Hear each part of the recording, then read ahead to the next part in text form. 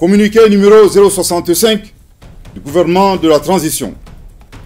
Le gouvernement de la transition, dans le cadre de la mise en œuvre de l'accord pour la paix et la réconciliation au Mali issu du processus d'Alger, signé en 2015, partage avec l'opinion nationale et internationale les faits graves ci-dessous.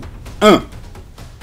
Le changement de posture de certains groupes signataires de l'accord pour la paix et la réconciliation au Mali issu du processus d'Alger, devenus des acteurs terroristes et poursuivis par la justice malienne après avoir commis et revendiqué des actes terroristes.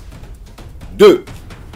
L'incapacité de la médiation internationale à assurer le respect des obligations incombant aux groupes armés signataires, malgré les plaintes formulées par le gouvernement de la transition à travers la lettre du ministre de la Réconciliation, de la Paix et de la Cohésion nationale, chargé de l'accord pour la paix et la réconciliation nationale, en date du 24 février 2023, adressé aux autorités de la République algérienne, démocratique et populaire, chef de file de la médiation internationale.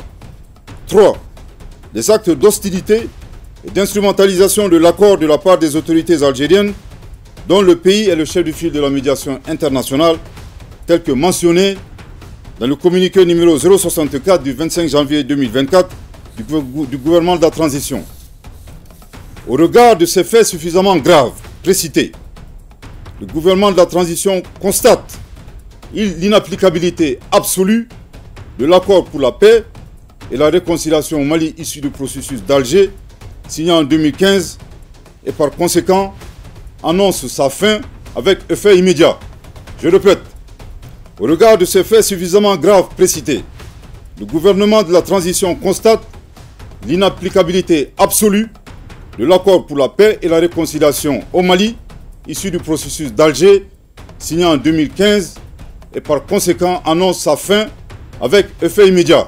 Je répète pour une dernière fois.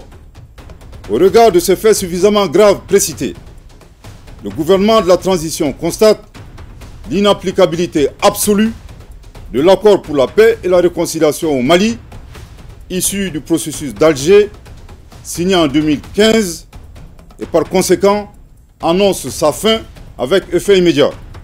Le gouvernement de la transition rassure de sa volonté à œuvrer pour le règlement pacifique de la crise malienne en tirant les enseignements des accords précédents et en consolidant leurs acquis.